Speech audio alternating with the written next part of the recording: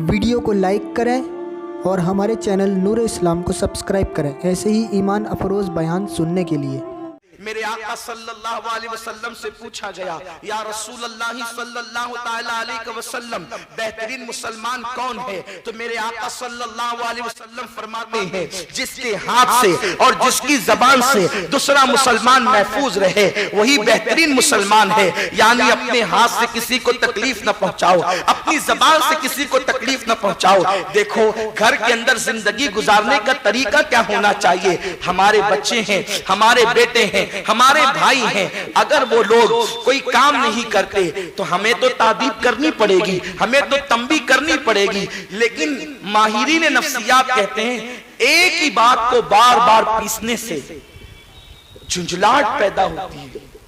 इसलिए किसी की इस्लाह करने का सुन्नत तरीका यह है कि कभी बोलो, कभी नजरअंदाज करो। थोड़ा सा आप लोग इस तरफ साइड में दब जाएं और आने वालों को जगह दे दें। एक मरतबा थोड़ा सा और जितना खिसक सकते हैं आ जाए, करीब आ जाए, इधर थोड़ा आ जाए, करीब। सलातो व सलाम अलैका या रसूल अल्लाह सल्लल्लाहु ताला अलैहि वसल्लम। बच्चों की भी इस्लाह करें तो उनके इज्जत नफ्स का ख्याल करें। हम लोगों के यहाँ बच्चों की इस्लाह का भी तरीका बड़ा खतरनाक होता है। कभी मारे भी, कभी गुस्सा भी करें, लेकिन कभी नजरअंदाज भी करें। बार बार बच्चों पे गुस्सा करने की वजह से बच्चों को यूं महसूस होता है कि हमारा तो कोई है ही नहीं। जब वो अपने आप को तन्हा महसूस करते हैं तो फिर उनके कदम कभी खुदकुशी की तरफ बढ़ सकते हैं। इस्लाह करने का अंदाज क्या होना चाहिए?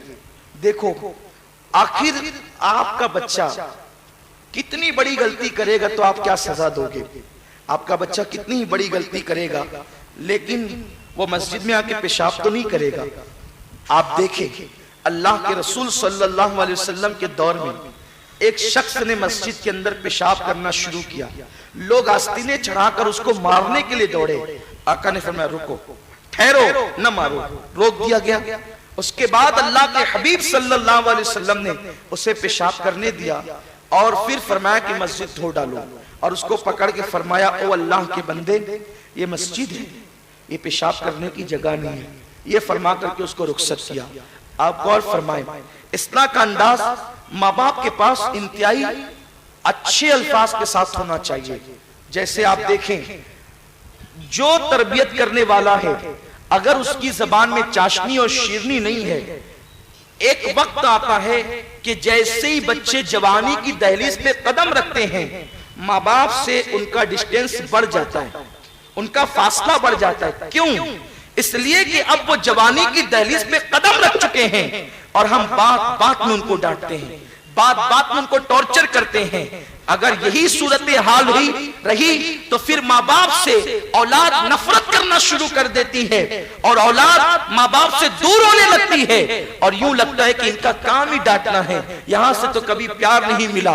फिर जब वो घर में कदम रखते हैं तो जहनी तौर पर यूं तैयार होकर के आते हैं कि जाकर बड़ी बी की या बड़े मियाँ की तो डांट ही सुनना है। इस तरह के हालात जो है वो घरों के अंदर नफरत के बीज बोते हैं और नतीजा ये होता है कि घर जहन्नम कदा बन जाता है। आइए, अल्लाह के हबीब सल्लल्लाहु अलैहि वसल्लम का अंदाज क्या था?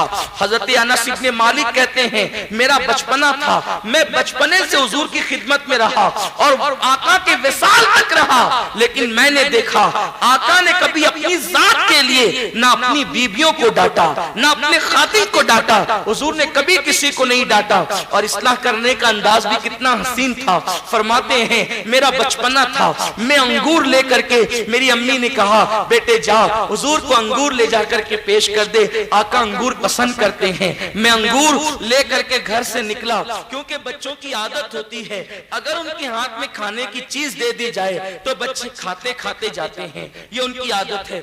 हत्ता के नमक भी अगर बच्चों से आप मंगवाएं तो वो रास्ते से आते आते, पहले अब तो पैकिंग में आता है नमक, पहले बचपने में बच्चे, हमारे बचपने में खुद अगर नमक छुट्टा लाने के लिए गए तो रास्ते से आते आते बच्चे नमक चाटते हुए आते थे। खुला हुआ नमक है वो, बच्चे नमक भी चाटते हुए आते हैं।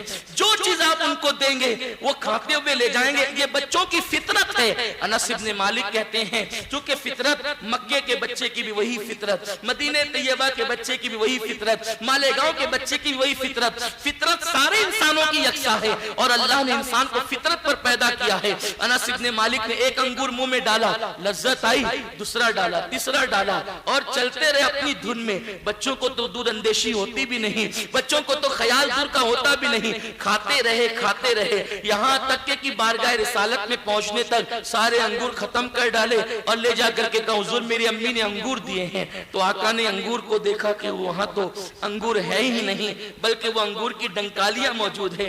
हुजूर ने फरमाया ओ दो कान वाले, ये तंबीह का अंदाज।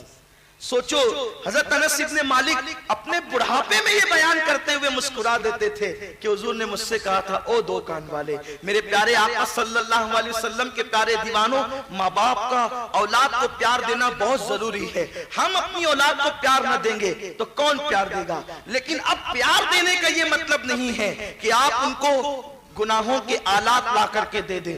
प्यार देने का ये मतलब नहीं है कि आप उनको मोहब्बत में बिगाड़ दें। प्यार देने का ये मतलब नहीं है कि अब वो जो नाजायज मुतालबात करे वो सारे नाजायज मुतालबात आप पूरे करें। प्यार देने का मतलब ये है अल्लाह की हद में रह करके प्यार दे। जब बच्चों के कदम देखें कि उनके कदम बहक रहे हैं, उनके कदम बहकने की वजह से जो है वो बहुत बुरे हालात हो सकते हैं।